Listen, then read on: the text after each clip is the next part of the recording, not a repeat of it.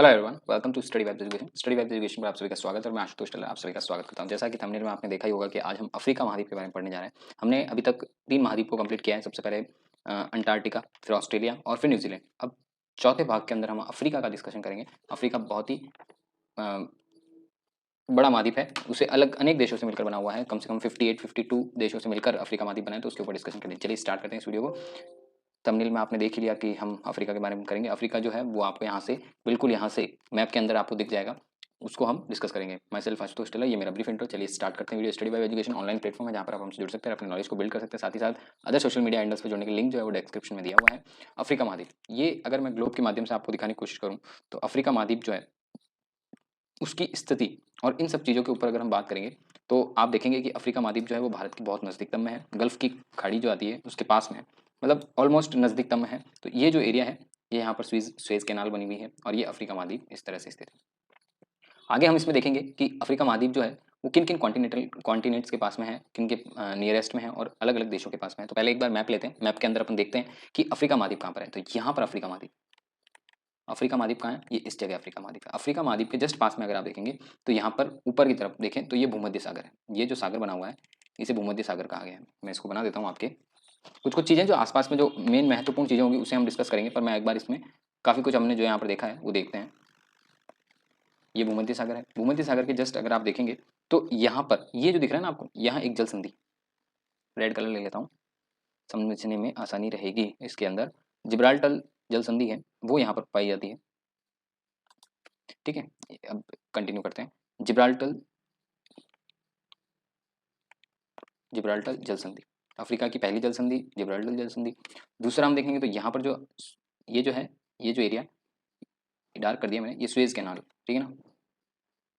Suez Suez नहर व्यापारिक दृष्टि से और सामरिक दृष्टि से बहुत महत्वपूर्ण है, क्योंकि अगर आपको ट्रेड करना है, अगर चाइना को यहाँ से अपनी बंदरगाहों से सामान भेजना है तो वो कैसे भेजेंगे? इस रास्ते से खंबात की खाड़ी होते हुए, ये भारत के हिंद महासागर से होते हुए, स्वेज कैनाल से होते हुए यहाँ पर गल्फ कंट्रीज के अंदर भेज सकता है। नहीं तो यहाँ से अगर नीचे की तरफ से जाएंगे, ये वाला रास्ता अगर ले लेते हैं तो ये बहुत ही लंबा पड़ जाता है। तो ये कारण रहता है स्वेज कैनाल का, और भारत भी अपना व्यापार इन छोटी बंदरगाहों से यहाँ से आसानी से कर सकता है।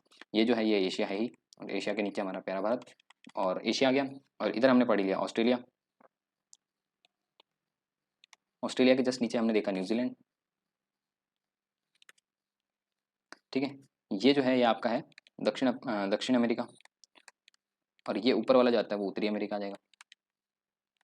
ठीक है, जिब्राल्टर जल संधि देख ली, अफ्रीका महाद्वीप देख लिया, सुएज कैनाल देख ली। अब यहाँ पर जो है ये जो है ये यहाँ पर एक जल संधि पाई जाती है।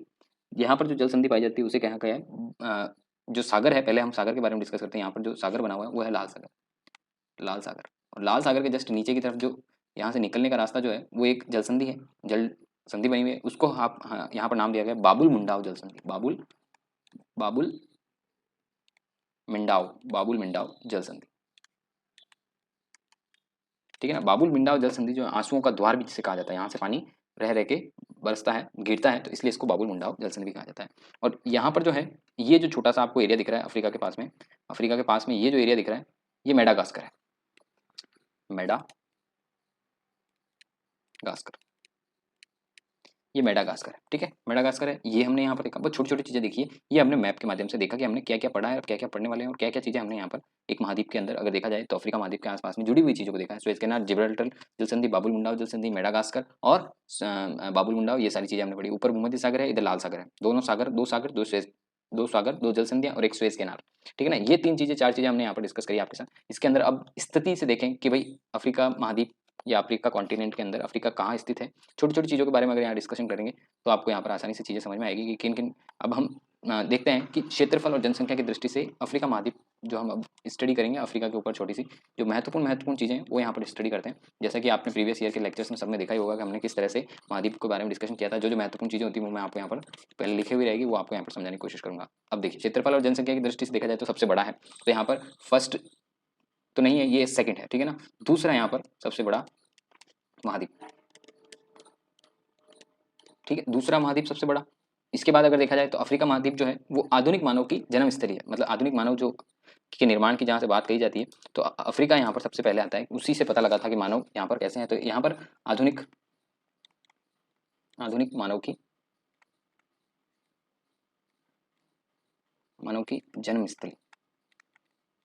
यहाँ से ही पता लगता है कि भाई मानव जो था वो किस तरह का था, मानव ने क्या क्या चीज़ें यहाँ पर आविष्कार की थी रहने के लिए, सारी चीज़ें। तो यहाँ पर ये बात यहाँ से सिद्ध होती है कि भाई मानव का निर्माण कहाँ पर हुआ था, मानव की जन्म स्थली कहाँ है। तो आप यहाँ पर कहेंगे अफ्रीका महाद्वीप से ही पता लगा था कि मानव कहाँ था, कैसा था, क्या करता था, ये सारी चीज़ें, ठीक है ना। इसे अब डार्क कॉन्टिनेंट भी कहा जाता है। डार्क कॉन्टिनेंट क्यों कहा जाता है? क्योंकि आर्थिक रूप से इसको देखा जाए तो आर्थिक रूप से इसका विकास नहीं हुआ है, और इस महाद्वीप का यहाँ पर राजनीतिक और शैक्षणिक तथा तकनीकी रूप से भी ये पिछड़ा हुआ है। मतलब पिछड़ा हुआ, बैकवर्ड होने के कारण इस कॉन्टिनेंट को क्या कहा गया है? डार्क कॉन्टिनेंट कहा गया है। तो यहाँ पर दो तीन चीज़ें मैं यहाँ पर इसमें लिख देता हूँ कि आर्थिक आर्थिक सबसे पहला आर्थिक मुद्दा यहाँ पर सामने आएगा कि भाई आर्थिक दृष्टि से ये संपन्न नहीं होने के कारण।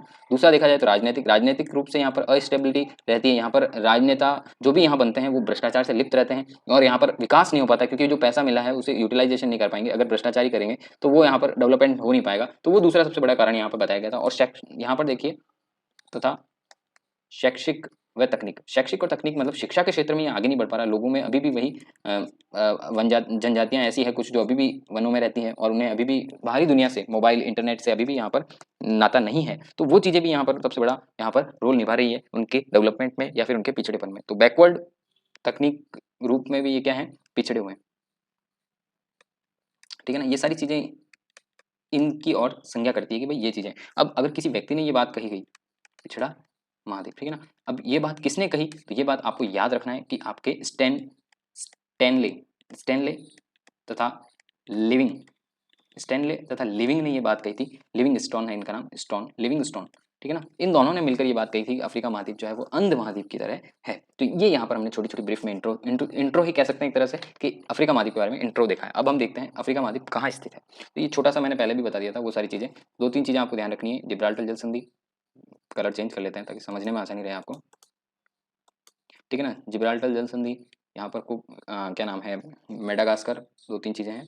सुएज कैनाल, बाबुल मुंडाव जल संधि, सुएज कैनाल, लाल सागर, भूमध्य सागर, ये सारी चीज़ें आपको यहाँ पर ध्यान रखनी है। मैप के अंदर हमने काफ़ी कुछ डिस्कशन कर लिया। अब एशिया महाद्वीप के अंदर देखते हैं कि एशिया महाद्वीप है कहाँ और उसकी पूर्व में स्थितियाँ कहाँ कहाँ हैं। तो हम यहाँ पर ये अफ्रीका महाद्वीप है, ठीक है ना। अफ्रीका, ये है अफ्रीका। अफ्रीका महाद्वीप के अगर आप उत्तर की ओर जाएं तो उत्तर के ऊपर की ओर जाएंगे, उत्तर की ओर जाएंगे तो देखिएगा यहाँ भूमध्य सागर है। मैंने आपको बताया था भूमध्य सागर है। अगर आप नीचे की तरफ जाएंगे तो यहाँ अंटार्कटिक अंटार्कटिक महासागर है, ठीक है ना। और अगर आप लेफ्ट और राइट दोनों तरफ जाएंगे तो इस साइड में अगर आप जाएंगे तो आर्टिक, अटलांटिक, अटलांटिक, ठीक है ना, अटलांटिक, आर्टिक और अटलांटिक, ये अटलांटिक महासागर आ गया। और अगर इस साइड में जाएंगे तो हिंद महासागर, आपको बताया ही था, ठीक है ना, हिंद महासागर आ गया। और यहाँ पर जो आप दृश्य में देखिएगा ये उत्तर और पूरब के बीच की दिशा है, उत्तर पूर्व कह सकते हैं इसे। उत्तर पूर्व के अंदर यहाँ जो सागर पड़ता है वो पड़ता है लाल सागर। तो ये आपको यहाँ पर स्थिति देखनी होगी कि भाई अफ्रीका की स्थिति किन किन के इर्द गिर्द है। तो हमने आपको यहाँ पर बताया कि अफ्रीका में सबसे पहले आप क्या बताएंगे, पश्चिम दिशा में, पश्चिम दिशा जो है वो आप देखेंगे तो यहाँ पर क्या आ जाएगा, पश्चिम में आएगा अटलांटिक, अटलांटिक महासागर, ठीक है, अटलांटिक महासागर आ जाएगा। पूरब की ओर जाते हो तो पूरब की ओर आपका आता है पूरब की ओर हिंद महासागर आ गया, ठीक है, हिंद महासागर आ गया। दक्षिण की ओर जाते हैं तो दक्षिण की ओर आपका आता है अंटार्कटिक, अंटार्कटिक, अंटार्कटिक महासागर, अंटार्कटिक। उत्तर की तरफ आप गए थे तो उत्तर की तरफ भूमध्य सागर आ गया, भूमध्य सागर। और उत्तर पूरब की ओर गए तो लाल सागर आ गया। अब मैं आपसे एक चीज़ यहाँ पर एक्सपेक्ट करता हूँ कि आपको इस बारे में पता होगा कि भाई हमारे महासागर और सागर में क्या अंतर है। सागर वो होते हैं जो विशाल भूभाग से घिरा होता है, और महासागर वो हो जाएगा जो आपका किसी देश की सीमा या तट से मिलकर बना हुआ जो एरिया होगा वो आपका सागर कहलाएगा। तो ये दोनों चीज़ें आपको ध्यान होनी चाहिए। महासागर और सागर होते एक ही हैं, पर तट सीमा अगर आपकी लग रही है और उसके चारों ओर आपकी तट सीमा है तो आप चारों ओर मतलब 3 और 2 और जैसे भी आप देखें महाद्वीप जो बनता है तो आपके आसपास का एरिया, आपके स्थल क्षेत्र से जुड़ा हुआ एरिया जो होगा वो सागर कहलाएगा, और जो चारों ओर से जल से घिरा हुआ एरिया रहेगा वो आपका महासागर कहलाएगा, ठीक है ना। अब जहाँ तक मुझे आइडिया लगा तो मैंने आपको यहाँ पर ये चीज़ बता दी कि हो सकता है आपके काम आए। उत्तर की तरफ हो गया भूमध्य सागर, इधर आ गया लाल सागर, और यहाँ आ गया हिंद महासागर, ठीक है। और यहाँ आप जो गए थे यहाँ पर आ गया अटलांटिक, और इधर आ गया अंटार्कटिक, अटलांटिक, अंटार्कटिका और अटलांटिक, दोनों का आपको ध्यान रखना है। ये आपने एशिया अफ्रीका का मैप यहाँ पर बनाया। आई होप आपको यहाँ तक चीज़ें समझ में आई होगी। अब हमने पढ़ा था जिब्राल्टर जल संधि के बारे में। अब ये दो जल संधियाँ थी, तो जिब्राल्टर जल संधि के बारे में मेन चीज़ें पढ़ते हैं। जिब्राल्टर जल संधि जो है वो आपको यूरोप और अफ्रीका, क्योंकि आपने यहाँ पर देखा कि ऊपर क्या एरिया है, ऊपर जो ये एरिया है ना, ये जो एरिया आप देखते हैं, ये एरिया यहाँ से यहाँ तक ये यूरोपियन एरिया कहलाता है, ठीक है ना। और यहाँ से इसका एरिया जो रह जाएगा वो आपका रह जाएगा रूस का, ठीक है ना, सोवियत संघ रूस। और यहाँ से आपके चाइना, ये चाइना, भारत और पाकिस्तान, और ये आपका मिडिल ईस्ट जैसा एरिया यहाँ पर बनता है, ठीक है ना। कुछ कुछ ऐसा एरिया बनता है। तो यूरोपियन यूनियन भी ऊपर की साइड में है, क्योंकि यूरोप में जो देश मिलकर बने हुए हैं तो यूरोप है। तो अब यहाँ पर आप देखें तो जिब्राल्टर जल संधि जो वो दो देशों को आपस में जोड़ेगी। दो यहाँ पर देखा जाए दोनों के मध्य स्थित है। कहाँ स्थित है, तो मैं आपको यूरोप बता देता हूँ। यूरोप, यूरोप और यूरोप तथा अफ्रीका। अब इसमें थोड़ा सा एक पॉइंट आपको याद रखना है। अफ्रीका, अफ्रीका का क्या पॉइंट है कि आपको या तो कहता है यूरोप और अफ्रीका के बीच में, या आपको बोल स्पेन एरिया बताएगा, स्पेन तथा मोरक्को,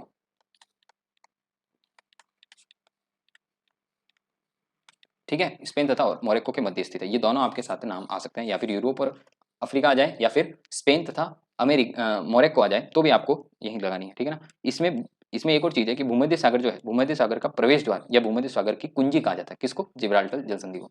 तो दो चीजें यहाँ पर और लिख सकते हैं कि ये क्या कहलाता है, भूमध्य सागर का, भूमध्य सागर का प्रवेश द्वार, ठीक है, प्रवेश द्वार हो जाएगा। या फिर आप इसको कह सकते हैं भूमध्य सागर का प्रवेश द्वार, या फिर भूमध्य सागर की कुंजी,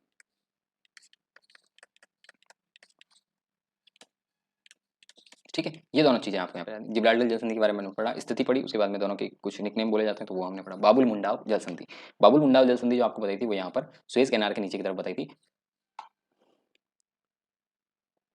ठीक है, इस जगह बताई थी। तो बाबुल मुंडाव जल संधि जो है उसके बारे में हम डिस्कशन करते हैं। तो बाबुल मुंडाव जल संधि जो है वो दो, किन्हीं ना किन्हीं दो चीजों को जोड़ेगी। तो लाल सागर और भूमध्य अरब सागर, लाल सागर और अरब सागर को क्या करती है, आपस में जोड़ती है। तो यहाँ पर पॉइंट लिख लेते हैं, लाल सागर, लाल सागर और अरब सागर, लाल सागर और अरब सागर को क्या करती है, जोड़ती है। बाबुल मुंडाव जल संधि लाल सागर और अरब सागर को आपस में जोड़ती है। और बाबुल मुंडाव संधि एशिया को अफ्रीका से क्या करती है, अलग करती है। मतलब ऑब्वियसली दो चीजें यहाँ पर अलग करने का भी अगर रीजन देखा जाए, तो यहाँ पर जोड़ने का बात बताइए, तो अब अलग होने की भी बात बता देते हैं। अलग किससे हो रही है, तो अलग जो हो रही है वो किससे हो रही है, एशिया और अफ्रीका को अलग करती है। एशिया तथा अफ्रीका, एशिया तथा अफ्रीका, एशिया को अफ्रीका से, तथा लिख दिया मैंने, कोई इशू नहीं है।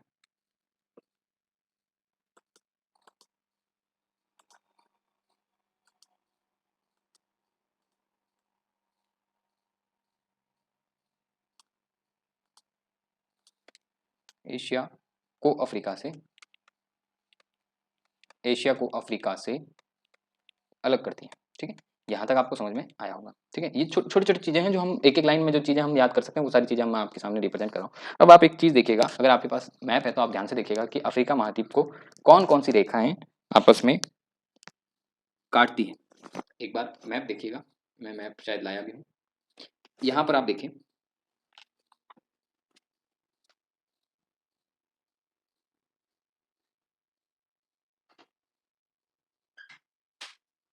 सबसे पहले देखें तो यहाँ पर अफ्रीका महाद्वीप को ये दो लाइनें ने कट किया।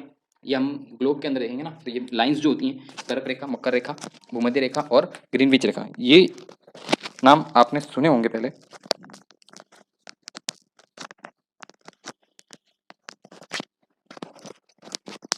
ठीक है, तो अब देखिएगा यहाँ पर आपको नाम, यहाँ पर मैं रिप्रेजेंट कर देता हूँ। ये हमने लाइंस बना दी, ड्रॉ कर दी।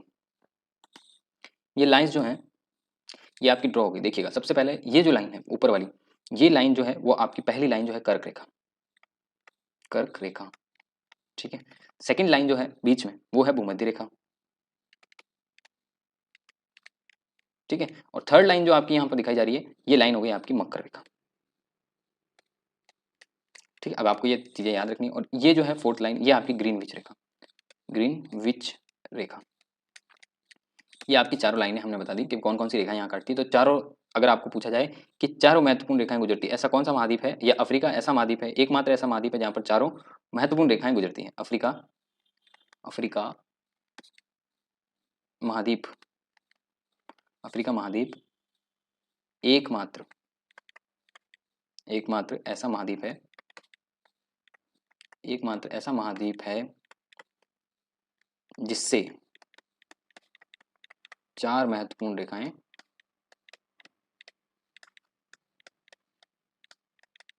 गुजरती है। ओके, ये हमने आपकी नोट्स के रूप में एक और लाइन हमने यहाँ पर नोट कर दी। कौन कौन सी गुजरती है तो आपको फर्स्ट सेकंड थर्ड में लिख लेना। आप फर्स्ट ही हो जाएगी, सेकंड ही हो जाएगी, थर्ड ही हो जाएगी। ऑर्डर आप ध्यान रखना क्योंकि ऑर्डर पूछा जा सकता है, कभी कभी पूछ लेते हैं। तो ऑर्डर में आपको कर्क रेखा, भूमध्य रेखा, मकर रेखा और लास्ट में आप ग्रीनविच रेखा डालोगे। ये आपको आई होप समझ में आया होगा। ठीक है, वापस देख लीजिए, ये कर्क रेखा, ये भूमध्य रेखा, ये मकर रेखा और ये ग्रीनविच रेखा। ये डायग्राम के थ्रू बता दिया कि 23.5 जीरो डिग्री जो हो गया वो इक्वेटर हो गया, भूमध्य रेखा हो गई। तो ये यहाँ पर एक और चीज भी आप डिनोट कर सकते हैं कि भाई 0 डिग्री की जो है, 0 डिग्री की रेखा और 23.5 डिग्री 25 मिनट और 23.5 डिग्री 25 मिनट, ये हो जाएगा नॉर्थ में और ये हो गया आपके साउथ। ठीक है, ये आपको यहाँ पर डिनोट कर दिया कि 23.5 डिग्री, 23.5 डिग्री, 23.5 डिग्री, ये 0 डिग्री और ये 23.5 डिग्री। ठीक है, इक्वेटर इक्वेटर और ये यहाँ पर ये आपको बता ही दिया था, ये आपको बता ही दिया था लाल सागर, भूमध्य सागर और इंडियन ओशियन, हिंद महासागर, साउथ अटलांटिक, अटलांटिक ओशियन और ये सारा साउथ अफ्रीका। ये पूरा अफ्रीका का मैप है। ये साउथ अफ्रीका नीचे की तरफ होता है जो हम अमूमन पढ़ते हैं। ऊपर की तरफ मैंने बता दिया था यूरोपीय यूनियन, यूरोप जो आता है आपका, और यहाँ पर मिडल ईस्ट जिसे गल्फ कंट्रीज बोलते हैं, गल्फ कंट्रीज बोला जाता है, तो वो यहाँ पर स्थित है। और यहाँ पर देखा जाए तो ये आपको बताई दिया था, ये बताई दिया और ऑलमोस्ट सारी चीज़ें यहाँ पर हो चुकी हैं। ठीक है ना, कैंसर, टॉपिक ऑफ कैंसर, ये भी कर्क रेखा भी बता दिया। अगर अब यहाँ पर देखें तो ग्लोब के अंदर अगर हम देखें तो इनकी स्थिति क्या है, तो अफ्रीका एक ऐसा महाद्वीप है जो चारों ही गोलार्ध में स्थित है।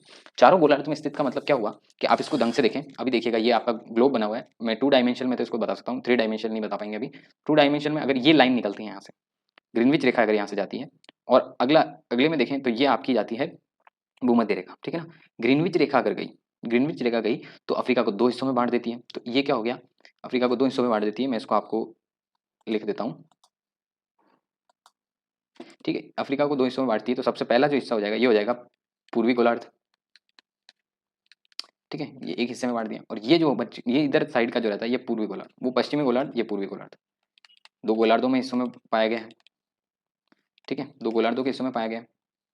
अब इस तरह से अगर मकर रेखा कर देती है तो यहाँ पर इस तरह भी हो जाएगा। ये क्या हो जाएगा, ये हो जाएगा उत्तरी गोलार्ध, ये उत्तरी गोलार्ध और ये दक्षिणी गोलार्ध। ठीक है, उत्तरी गोलार्ध तो दक्षिणी गोलार्ध। तो यहाँ पर देखें आप कि ये 0 डिग्री हो गई, वो 0 डिग्री हो गई। तो ये चीजें आप देखेंगे तो ग्लोब के अंदर जो है वो चारों ही गोलार्ध के अंदर अफ्रीका महाद्वीप पाया जाता है। तो एक लाइन यहाँ पर हो सकती है, एक ऐसा महाद्वीप है जो चारों गोलार्धों में पाया जाता है। पहला, चारों रेखाएं पाई जाती है और चारों गोलार्धों में पाया जाता है, चारों गोलार्धों में स्थित। ठीक है ना, चारों गोलार्धों में स्थित एक ऐसा महाद्वीप जो चारों गोलार्धों में स्थित है, तो उसका नाम आपको अफ्रीका ध्यान रखना है। अफ्रीका महाद्वीप ऐसा है जो चारों ही गोलार्धों में पाया जाता है। ऑलमोस्ट हमने बेसिक जो इन्फॉर्मेशन है वही हम पढ़ रहे हैं अभी, क्योंकि ये बहुत बड़ा है तो इसे हम 2 टुकड़ों में पढ़ेंगे अफ्रीका महाद्वीप को। तो पहला जो है हम यहाँ पर डिस्कस कर रहे हैं, सेकंड नेक्स्ट वीडियो में कर लेंगे, कोई इशू नहीं है, पर आराम से पढ़ेंगे, जो भी पढ़ रहे हैं अच्छी तरीके से आपको समझ आएगा। ठीक है ना, अब हम देखते हैं अफ्रीका महाद्वीप के अंदर कितने देश हैं। अफ्रीका महाद्वीप के अंदर टोटल 54 देश हैं। ठीक है ना, 54 देशों के अंदर अगर हम देखें तो 48 ऐसे हैं जो मुख्य भूमि पर है, मतलब लैंड के ऊपर स्थित है। ठीक है ना, लैंड के ऊपर स्थित है। और उसके अंदर 6 महाद्वीप ऐसे हैं जो जलीय क्षेत्र के अंदर स्थित है। ठीक है ना, उनका एरिया जो है मुख्य भूमि को छोड़कर द्वीपीय देश हैं, वो ऐसे देश हैं जो द्वीपीय देश हैं। ठीक है ना, द्वीप हो गया, टापू वगैरह। ठीक है ना, सर्वाधिक जनसंख्या वाला अगर यहाँ पर देश बोला जाए तो नाइजीरिया है। वहां पर लोगों के रहने की जनसंख्या जो है वो बहुत ज्यादा है। तो सर्वाधिक जनसंख्या वाला क्या हो गया, नाइजीरिया। ठीक है ना, क्षेत्रफल की दृष्टि से अगर आप देखें तो क्षेत्रफल की दृष्टि से सर्वाधिक जनसंख्या बता दिया, सर्वाधिक क्षेत्रफल की दृष्टि से तो अल्जीरिया। अल्जीरिया ऐसा महाद्वीप है, सॉरी ऐसा देश है जहाँ पर क्षेत्रफल ज्यादा है। ठीक है ना, जनसंख्या नाइजीरिया में ज्यादा है, क्षेत्रफल अल्जीरिया में ज्यादा है। 6 जो देश हैं, ये देश हमें याद नहीं रह पाएंगे 48, तो वो पूछेगा भी नहीं। ठीक है ना, वो पूछेगा क्या, वो ये 6 पूछेगा, क्योंकि ये 6 आप याद कर सकते हैं। तो ये 6 आपके आने के आएंगे, मेडागास्कर, ठीक है ना, मॉरिशियस, आप लाइन से याद रखिएगा क्योंकि इसमें लाइन से भी पूछा जा सकता है। Madagascar, Mauritius, Cameroon, Celsius, Celsius, Celsius है, बोलने में थोड़ा सा इशू है, सेशल्स जिसे बोला जाता है, सो टोमो, कैप वर्दे। ठीक है ना, ये जो है, ये ऊपर के 4 जो हैं ये हिंद महासागर के अंदर स्थित हैं, हिंद महासागर के एरिया पर हैं, और नीचे वाले 2 जो हैं वो अटलांटिक अटलांटिक महासागर में स्थित है। ठीक है ना, तो ये ध्यान रखना है।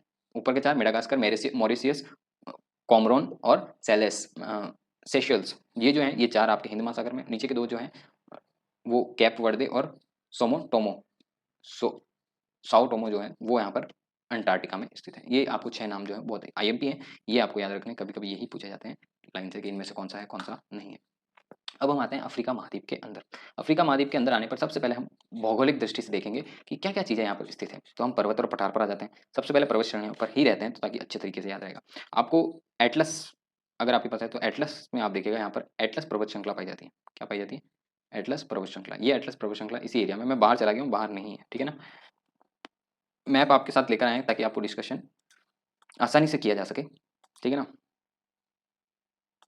ये जो है यहाँ पर, ये आपकी पर्वत श्रृंखला पाई जाती है। कौन सी है?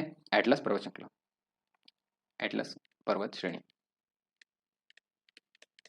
एटलस पर्वत श्रेणी के अंदर सबसे ऊंची चोटी जो है, इनकी सबसे ऊंची चोटी भी इसी पे स्थित होगी, तो उसका भी नाम आपको ध्यान रखना है। तो माउंट माउंट टोवेकल, माउंट टोवेकल जो है वो उसकी सबसे ऊंची चोटी है। आगे के कुछ और माउंटेन्स हैं वो देखते हैं। तो यहाँ के एरिया जो है, यहाँ पर देखिएगा, यहाँ पर 3 जो है कंटिन्यू आपके, मैं मैप में भी बता दूंगा, पहले हम इसको यहाँ पर समझने की कोशिश करते हैं। याद नहीं हो कोई इशू नहीं है, आप यहाँ पर इस तरह से भी ध्यान रख सकते हैं कि यहाँ पर 3 है। यहाँ पर एक पर्वत श्रृंखला और पाई जाती है। 2 पर्वत प्रमुख प्रमुख के बारे में डिस्कशन कर रहे हैं, तो प्रमुख पर्वत श्रृंखला में दूसरी पर्वत श्रृंखला जो है जिसका नाम है ड्रैकन्सबर्ग। ड्रैकन्सबर्ग जो है, ड्रैकन्सबर्ग पर्वत श्रृंखला, और इसकी सबसे ऊंची चोटी जो हो जाएगी थावना नेतियाना।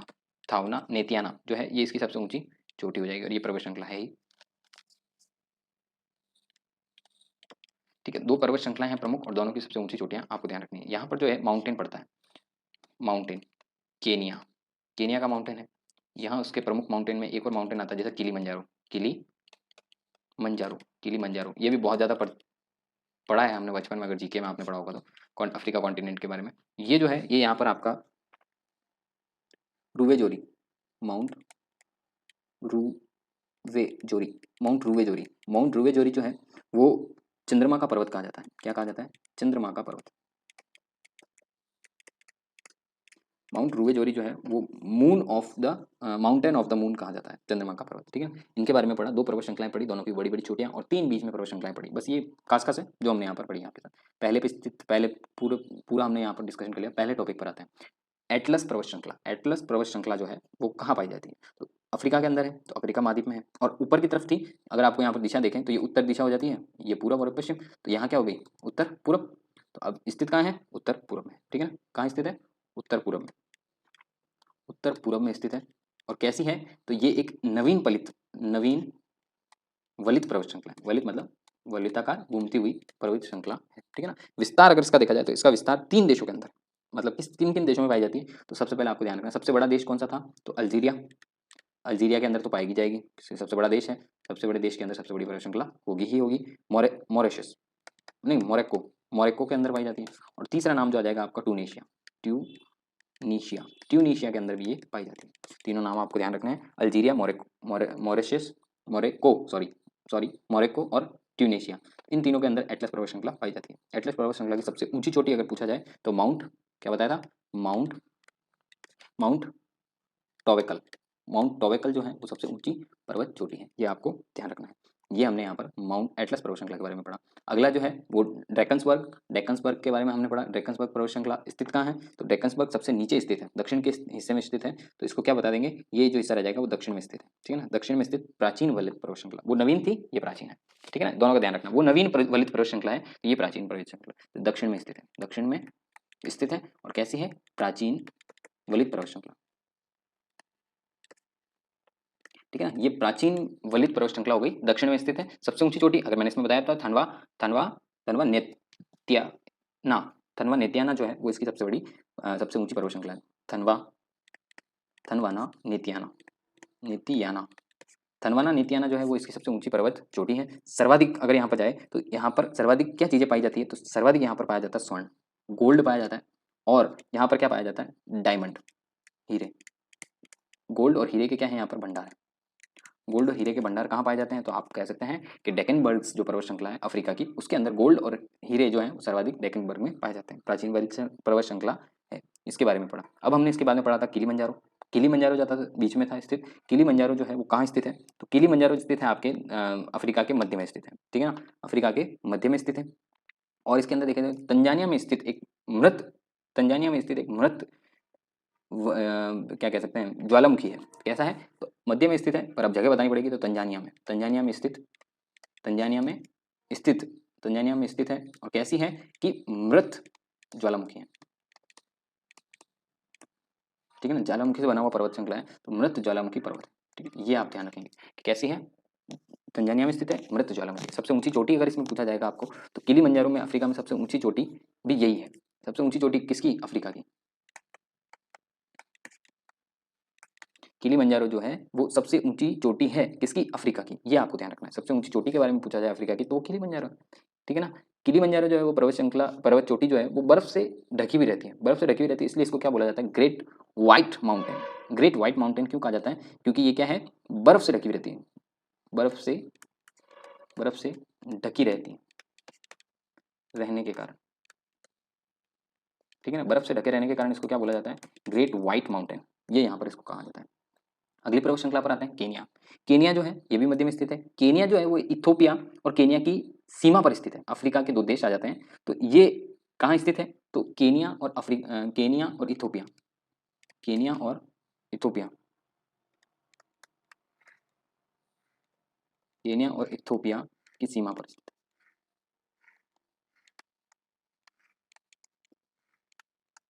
ठीक है ना। केनिया और इसकी सीमा पर स्थित है। दूसरी सबसे बड़ी चीज इसमें, ये अफ्रीका की दूसरी सबसे ऊंची चोटी है। पहली जो हो गई सबसे ऊंची चोटी तो किलिमंजारो हो गई, और दूसरी सबसे ऊंची चोटी जो हो जाएगी वो आपकी सेकंड हाईएस्ट, दूसरी सबसे ऊंची चोटी,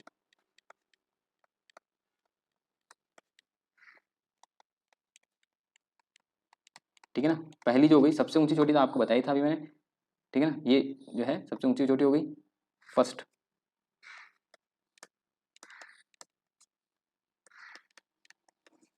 फर्स्ट हाईएस्ट पीक, ठीक है ना, माउंटेन, ये हो गई सेकंड। अब देखा जाए तो माउंट केनिया के पश्चिमी भाग, पश्चिम भाग मतलब लेफ्ट साइड में, या सॉरी लेफ्ट साइड में, और राइट मतलब पूर्वी भाग मतलब राइट साइड में, अगर आप यहाँ पर देखें तो दो चीज़ें यहाँ पर उत्पादन सर्वाधिक मात्रा में होता है। चाय के उत्पादन के लिए अगर देखा जाए तो किलिमंजारो केनिया के जो माउंटेन है उसका पश्चिमी ढाल जो है उसके ऊपर की जाती है चाय की खेती, ठीक है ना, चाय की खेती, चाय की, चाय का उत्पादन। कारण ये है कि भाई क्यों होता है, मैं उसका रीजन भी आपको बताता हूँ। जैसे लेट सपोज ये बनी हुई है पर्वत श्रृंखला, अगर धूप यहाँ से आती है, सूर्य की अगर आती है, तो अफ्रीका में सूर्य जो होता है वो इस तरह से चमकता है, आपकी उसके भूमध्य रेखा के सापेक्ष, और ये जो पर्वत श्रृंखला है ये आपकी मध्य में स्थित है, तो इस तरह से स्थित है। सूर्य की किरणें तिरछी पड़ेगी, तिरछी पड़ेगी तो क्या होगा, इस तरफ पड़ेगी, इस तरफ पड़ने से चाय को उत्पादन में फायदा मिलेगा, तो चाय के उत्पादन में फायदा मिलेगा। पर इस साइड में जो है आपको देखा जाएगा तो यहाँ पर छाया रहेगी, छाया रहेगी तो आपको यहाँ पर क्या रहेगा, कॉफी का उत्पादन सर्वाधिक होगा। तो पूर्वी भाग और पश्चिम भाग, पूर्वी भाग और पश्चिम भाग, उत्तर दक्षिण पूर्व पश्चिम, ठीक है। तो पश्चिमी भाग के अंदर चाय का उत्पादन हो जाता है, और इस भाग के अंदर जहाँ कम धूप लगती है वहाँ पर कॉफी का उत्पादन हो जाता है। तो यहाँ पर पश्चिम भाग के अंदर चाय का उत्पादन होता है, और पूर्वी ढाल के अंदर किसका उत्पादन होता है, तो पूर्वी ढाल के अंदर आप क्या कहोगे कि सर पूर्वी ढाल के अंदर हमारा इनका उत्पादन हो जाता है सर्वाधिक मात्रा में, ठीक है ना। ये दोनों चीजें आपको ध्यान रखनी है, पश्चिमी ढाल के अंदर चाय का उत्पादन होता है, पूर्वी ढाल में कॉफी का, लिख देता हूँ।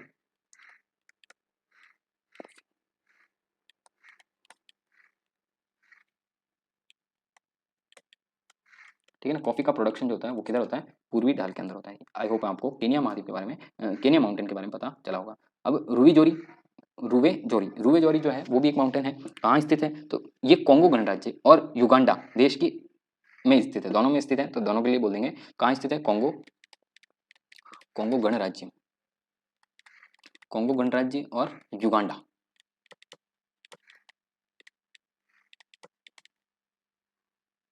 ठीक है ना, युगांडा देश में स्थित है। अब मैंने आपको जब मैप के साथ पढ़ रहे थे तभी मैंने बताया था mountain of the moon. Mountain of the moon क्यों कहते हैं, क्योंकि यहाँ पर चंद्रमा का पर्वत भी कहा जाता है, क्योंकि यहाँ पर नील नदी जो है वो भी इसको, नील नदी जो है उसको भी इसकी जल की प्राप्ति होती है। इसको क्या कहते हैं, माउंटेन ऑफ मून। और दूसरा क्या बोल देंगे इसको, नील नदी से जो जल की प्राप्ति होती है, नील नदी को जल की प्राप्ति, जल की प्राप्ति जो होती है वो यहीं से होती है, इसी पर्वत से होती है, ठीक है ना। अब आप कह सकते हैं कि भाई नील नदी को जल की प्राप्ति किससे होती है, तो रुवे जोरी जो है, क्योंकि दूसरे नाम हमें कॉमनली ज़्यादा याद रहते हैं तो वो हम वहाँ पर डिस्कस कर पाएंगे। पर वहाँ पर आपको ये चीज़ ध्यान रखनी है, वो ना होकर आपको ये वाला नाम याद रखना है, रुवे जोरी, ठीक है। माउंटेन ऑफ मून इसे कहा जाता है, ठीक है, चंद्रमा का पर्वत।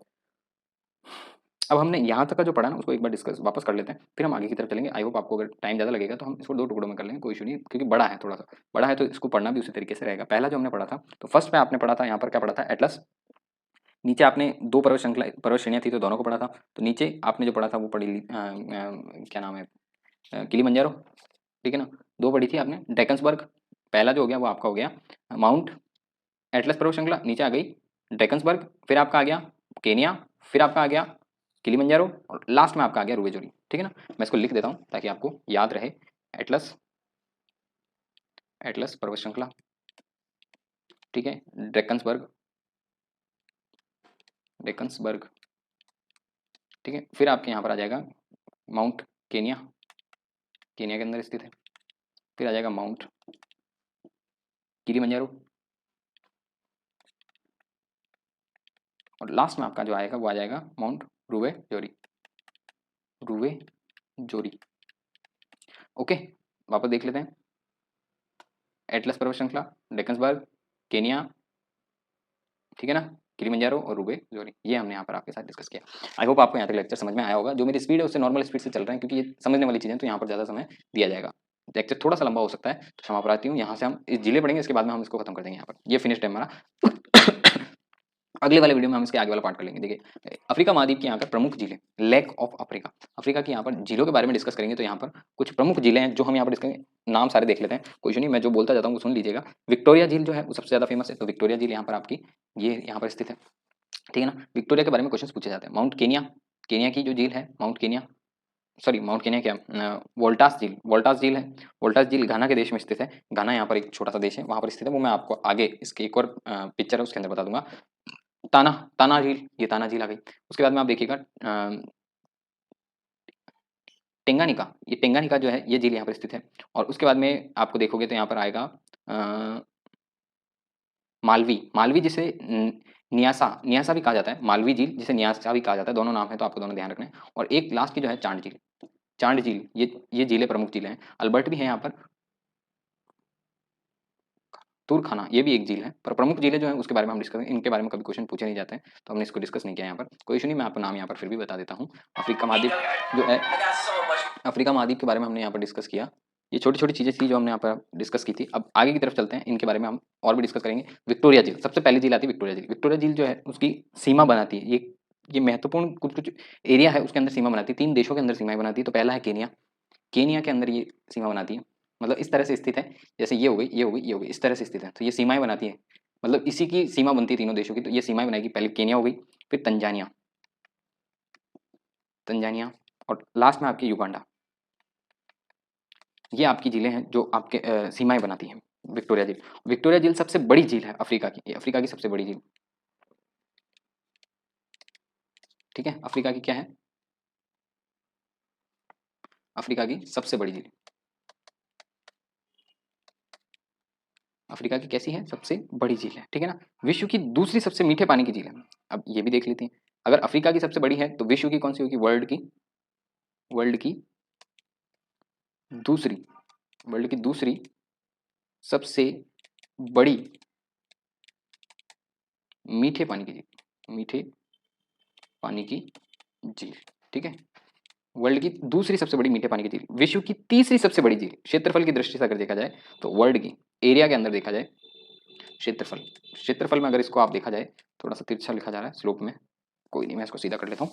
देखिए विश्व की जो है उसके अंदर क्षेत्रफल की दृष्टि, ये सभी जो हमने पढ़ी थी, मीठे पानी की झील थी सबसे बड़ी झील थी, और अफ्रीका की सबसे बड़ी, विश्व की दूसरी सबसे बड़ी मीठे पानी की, और क्षेत्रफल की दृष्टि से विश्व की तीसरी सबसे बड़ी झील, क्षेत्रफल की दृष्टि से वर्ल्ड की, वर्ल्ड की, वर्ल्ड की तीसरी सबसे बड़ी झील,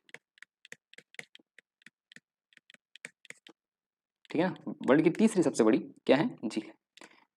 यहाँ तक आपने इसे पढ़ा, अच्छे तरीके से पढ़ा, बहुत अच्छे तरीके से पढ़ा, तो ये सारी चीज़ें आपको समझ में आ जाएगी। अगला टॉपिक, अगला इसका बिंदु जो देखते हैं वो अगला बिंदु क्या है, अगला बिंदु है कि ये श्वेत नील नदी भी कहलाती है। क्यों? क्योंकि इसका पानी जो है वो श्वेत कलर का दिखता है, मतलब चमकने लग जाता है माउंटेन के ऊपर से। तो ये इस वजह से भी केनिया जो माउंटेन है उसको भी हम देखा, तो इस तरह से स्लोप बनाते हुए जाता है। केनिया माउंटेन था, वो सारी चीज़ें थी, इथोपिया की सीमा पर स्थित था, ये हमने पढ़ लिया। पर अब हम इसको देखें तो विक्टोरिया झील से श्वेत नील नदी की उत्पत्ति होती है। नील नदी दो बनती है, देखिएगा, एक नील नदी उसी की एक सब्स्टिट्यूटरी बनती है, हम नदियाँ पढ़ेंगे ना आगे, तब मैं आपको इसके अंदर बताऊंगा, आप याद रखिएगा। उसके अंदर भी ये चीज़ मैं आपको एक्सप्लेन कर दूंगा कि नील नदी के दो हिस्से होते हैं। तो श्वेत नील नदी का जो हिस्सा बनता है ना, ये ऊपर की तरफ जाता है, तो ये जो नील नदी होती है, ये श्वेत नील नदी इसी से बनती है, विक्टोरिया झील से ही बनती है। तो विक्टोरिया झील उत्पत्ति जो कहाँ से होती है, तो विक्टोरिया झील से होती है, किसकी होती है, श्वेत नील नदी की, श्वेत नील नदी,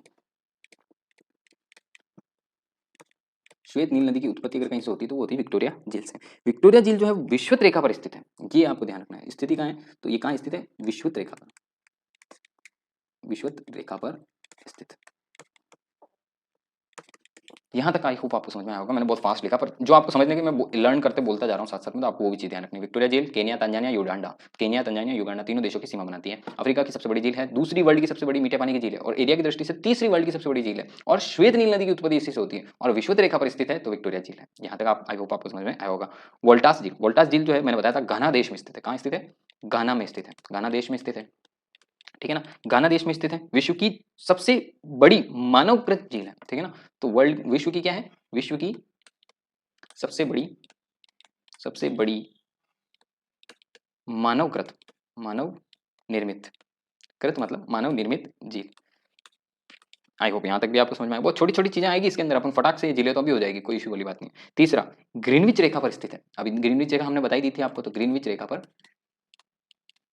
रेखा पर स्थित है, ठीक है। ग्रीनविच रेखा पर स्थित है तो वोल्टास झील है, और वो जो झील थी वो विषुवत रेखा पर स्थित थी, वो विक्टोरिया झील, ठीक है ना। अब झीलें हमने बताई दी, विक्टोरिया झील ये हो गई, तो ये आपकी ग्रीनविच क्या बोलते हैं, विषुवत रेखा यहाँ से निकलती है, तो ये विषुवत रेखा पर स्थित है। अब आप देखा कि हमारे पास में आई थी वोल्टास झील, तो ये ग्रीनविच रेखा पर स्थित है, तो वोल्टास झील यहाँ पर युगांडा रिलेटेड यहाँ पर स्थित होगी, ठीक है ना। ये आई होप आपको समझ में आया होगा। दो तीन चीजें थी महत्वपूर्ण, महत्वपूर्ण चीजें, तीनों चीजें हमने यहाँ पर पढ़ ली। वोल्टास झील के बारे में, ताना झील, ताना झील जो है वो आपको बताया था कि इथोपिया में स्थित है। कहाँ स्थित है, इथोपिया में स्थित है, इथोपिया, ठीक है। इथोपिया भी हो सकता है, इथोपिया भी है, इथोपिया, इथोपिया में स्थित, इसको आप ढंग से भी लिख सकते हैं, इथोपिया, इथियोपिया, योपिया, इथियोपिया, बोलने में थोड़ा सा इशू हो सकता है, तो मैंने दोनों ही लिख दिया, ठीक है ना। अब इस झील से जो होती है ब्लू नील नदी की उत्पत्ति होती है। ब्लू नील नदी, श्वेत नील नदी और नील नदी दोनों मिलकर श्वेत नील नदी बनाती है, ठीक है ना। ब्लू श्वेत की उत्पत्ति, अगर पूछा जाए कि ब्लू की उत्पत्ति कहाँ से होती है, तो आप यहाँ से कह सकते हैं ताना झील से होती है, ठीक है ना। ब्लू नील नदी की उत्पत्ति, बेसिक बेसिक चीजें थी जो हमने यहाँ पर आपको यहाँ पर कंसिडर करते हुए चलते हैं, तो वो सारी चीजें मैंने बता दी। अब टंगानिका, टंगानिका झील जो है वो तंजानिया और मोजाम्बिया की सीमा पर स्थित है। कहाँ पर स्थित है, तंजानिया, तंजानिया और मोजाम्बिया,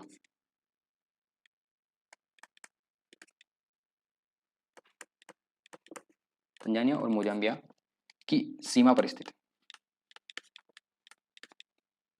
ठीक है। तंजानिया और मोजाम्बिया की सीमा पर स्थित, विश्व की सबसे लंबी झील है, ठीक है ना, विश्व की सबसे लंबी,